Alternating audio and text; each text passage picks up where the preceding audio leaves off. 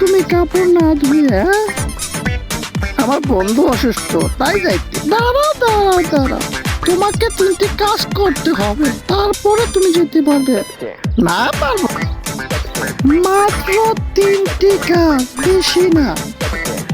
আমি এই আন্ডাটা এই বোতলের মধ্যে ঢুকিয়ে দেবো, তারপরে তুমি এই আন্ডাটা বোতল থেকে বের করে আমাকে দিয়ে যাবে, তখন তুমি যেতে পারবে, ঠিক আছে?